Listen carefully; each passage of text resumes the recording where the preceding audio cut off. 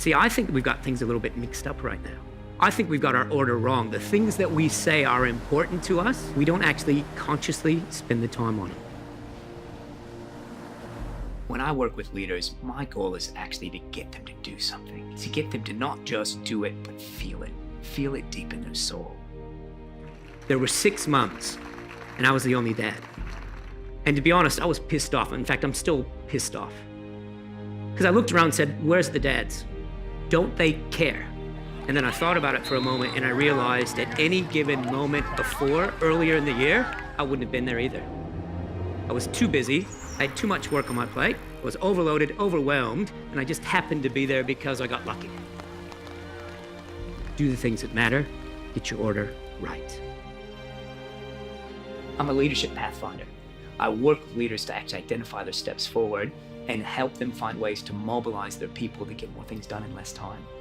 I speak about leadership and influence. Leadership is about how do I map the touch points with the people around me so they take action when they work with me.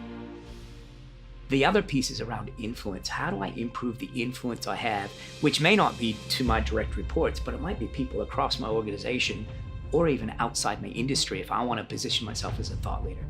In our society, when you get old, you're pushed aside, you're done. In the Native American culture, and actually in a lot of the Eastern cultures, the elders are actually cherished. The Native people knew what it was like to actually have a good culture, a good tribe where people would support each other. And it's almost like we've forgotten that.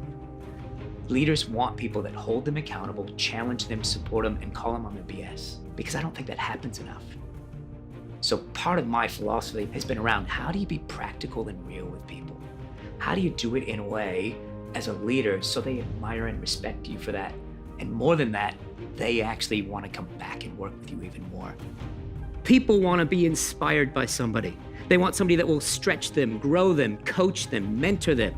So how do we get the order right? See, it's not so much about what you do. This is where business is getting it wrong. It's about how you do it. We've got to get the order right. Our inner vision are the voices that come from our soul. It's not the voices up here. It's the voices in here. When I think of leadership hack, it is about finding shortcuts. What are the strategies I can use to be faster and smarter about what I do? I need to take a look at myself, take a look at my approach, and I need to start hacking some of the ways I do things. People need an advisor or somebody that they can go to have a real conversation. They crave the ability to connect with somebody else that holds them accountable. I'm Stein, and I work with leaders. I work with how do leaders improve their impact and their influence with people around them. What can they do on the touch points that they have with their people to try and make better things happen? I'm fascinated about leadership and influence. It's about the influence that leaders can have with the people around them. And it's also about what does the leader do to actually truly lead.